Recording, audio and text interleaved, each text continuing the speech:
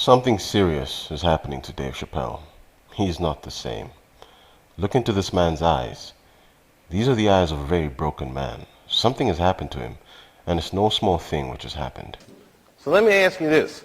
What is happening in Hollywood that a guy that tough will be on the street waving a gun, screaming, "They are trying to kill me"? Yeah. What's going on? Why is Dave Chappelle going to Africa? Why does Mariah Carey make a $100 million deal and take her clothes off on TRL? A weak person cannot get to sit here and talk to you. Ain't no weak people talking to you. So what is happening in Hollywood? Nobody knows. The worst thing to call somebody is crazy, is dismissive. I don't understand this person, so they're crazy. That's bullshit. These people are not crazy. They're strong people. Maybe the environment is a little sick.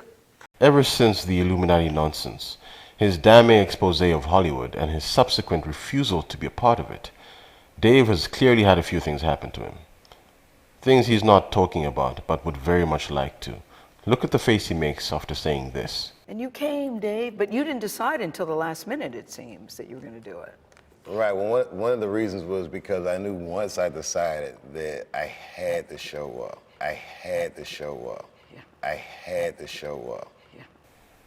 This right here is the great dissatisfaction at the fact that somebody or some people seem to have forced him to do some things his sense of self-respect would not allow. To do things he was previously kicking against, and publicly so. It was a perfect storm of circumstances. They made me do it. They made me do it. They made me do it. He could not have made it any more obvious than this.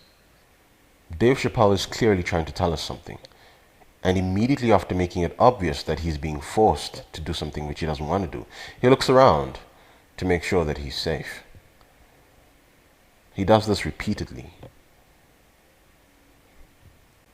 We saw something very similar with Charlie Sheen after he came on camera to publicly expose and denounce 9/11 for what it wasn't.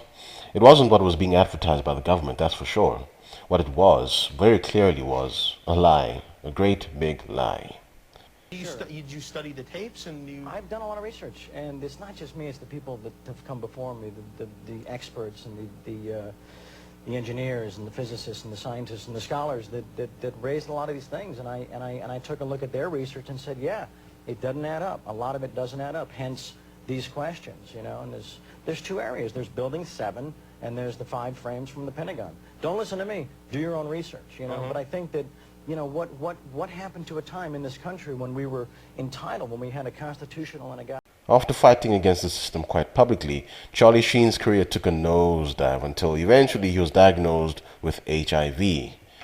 Notice I didn't say AIDS, I said HIV. There is a difference, and I suppose I'll talk about that in a much later video, because there's a lot of stuff going on with HIV that people just don't know. I'm here to admit that I am in fact HIV positive. I personally have very strong connections to HIV and AIDS researchers who've admitted to me that the government is pushing an agenda for very sinister reasons. This is the Voice of Reason. Subscribe for more and share this video with all your friends.